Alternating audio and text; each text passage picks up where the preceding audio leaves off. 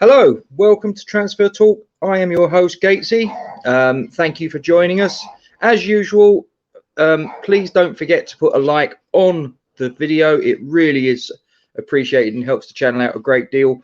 Subscribe to the YouTube channel and make sure you hit that bell icon to be notified of any new content as and when we upload it to the channel, such as this. So the first part of this particular episode of Transfer Talk centres around the Rennes defender, central defender, Nayef Aguerd. Now, he is a Moroccan international. He's 25 years of age. West Ham have already made 2 bids for this player, according to this particular piece in Sports Lens, via the OneFootball app. Now, it says that we failed with a £15 million bid. Shock horror. We then went in with an improved offer of £17 million. Shock horror. That was rejected. Doesn't often happen to West Ham, does it? I mean, normally David Sullivan's such a shrewd negotiator. Now, whether we'll go back in for a third bid remains to be seen. At the time I record this, there's a lot of speculation about the Nikola Milenkovic transfer from Fiorentina. Is it still on? Is it still off? I mean, you know, we keep getting reports edging closer. But we're hearing whispers that because of the agent's demands, it looks like that deal could possibly be a no-go. Could we possibly go back in for this fella? He's 25 years of age. He went to Rennes last summer from Dijon.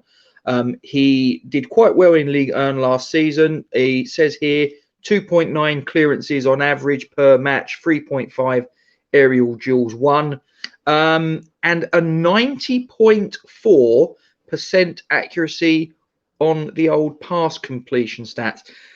Not bad, not bad. He's contracted to Rennes until 2024. Is this possibly going to be someone that we're going to go for? Well, time will tell. As I say, we've had allegedly 2 bids, according to this piece on Sports Lens. We've had 2 bids that have been put in, and the last one being 17 million, which was rejected out of hand.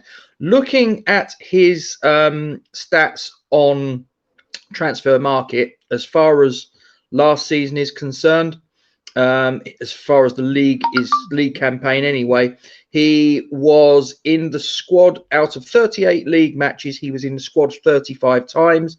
He was in the starting 11 35 times.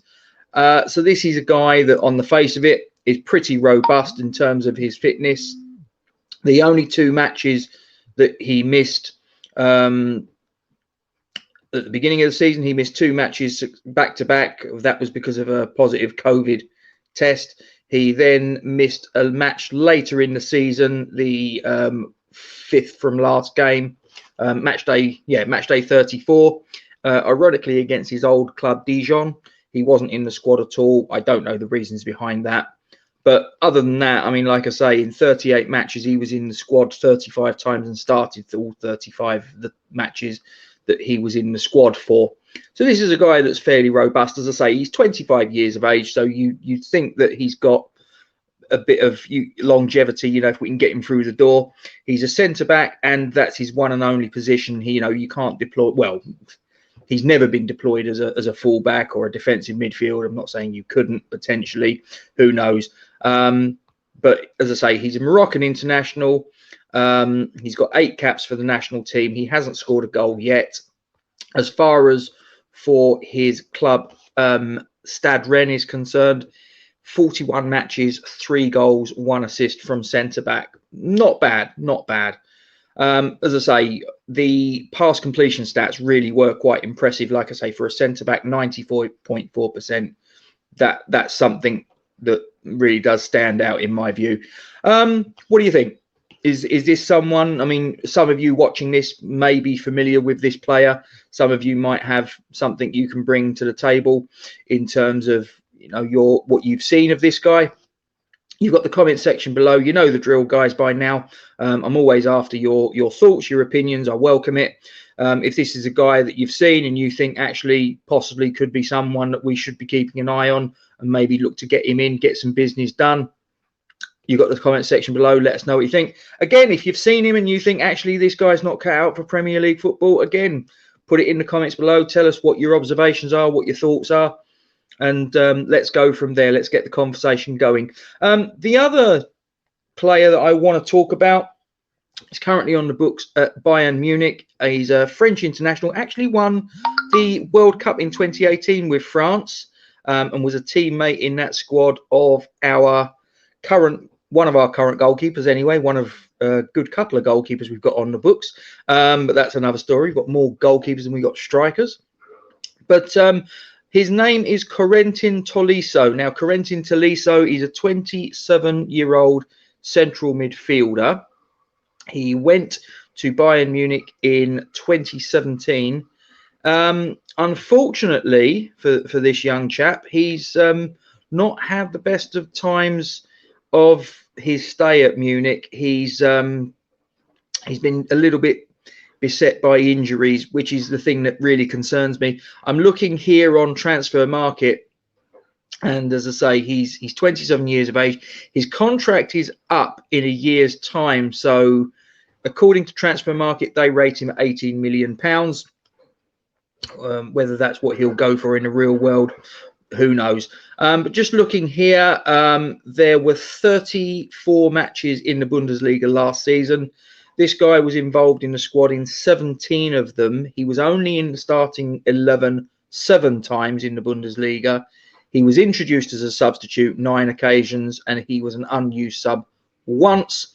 2 of the matches that he missed were due to suspension. The other 15 were down to injuries.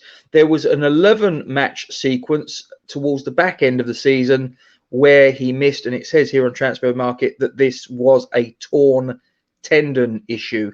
The other injuries that he had just says here they were basically muscle injuries, muscular problems. Doesn't go into the specifics.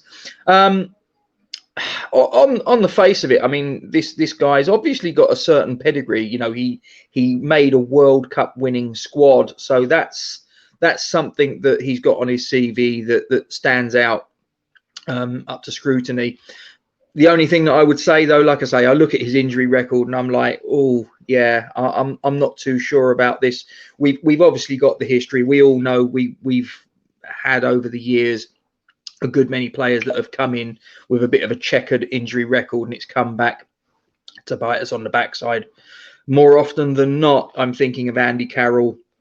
I'm thinking of Jack Wilshere, going even further back, and Kieran Dyer. All people that when they walked through the door, everybody said, we're signing a player with a little bit of a questionable injury record. And then, of course, that trend continued, and we were the ones paying the bill. As usual, though, guys, you might have seen this guy play. As I say, he's 27 years of age, and he's got 1 year left on his contract at Bayern Munich. Obviously, he's deployed as a central midfielder. So tell me what you think. Is this someone you think that maybe we might want to roll the dice on, possibly get him in on some sort of pay as you play deal? I don't know. You know, there's probably going to be an awful lot of creative deals, I think, that are probably going to need to be done, an awful lot of creative structuring, you know, because I think that finances are probably going to be quite tight. So you're probably going to see a few loans, a few, you know, options to buy here and there, obligations to buy, yada, yada, yada. You know, have a little think.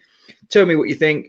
Comment sections below. You know the drill. I just want to know what your thoughts are. There's no right or wrong answers. If you think actually this guy is an accident waiting to happen, put it down there. Tell me what you think. If you've seen him play and you think actually if we can get this guy fit, if we could structure the deal right, then maybe this could be someone that would be quite a good addition to the squad ahead of a very busy season, we know, with European and domestic football ahead of us. So there you go. Aguerd and Tolisso, would they be people that you would like to see at London Stadium next season? Again, guys, the comment section below, please do get involved. And don't forget, as I said at the beginning, please don't forget, it really does help us out if you can put a like on the video, subscribe to the YouTube channel, and make sure you hit that bell icon to be notified of any new content as and when we upload it to the YouTube channel. And I thank you very much indeed for sticking with me for the last 10 and a bit minutes. And I'm going to finish with my usual, come on you Irons.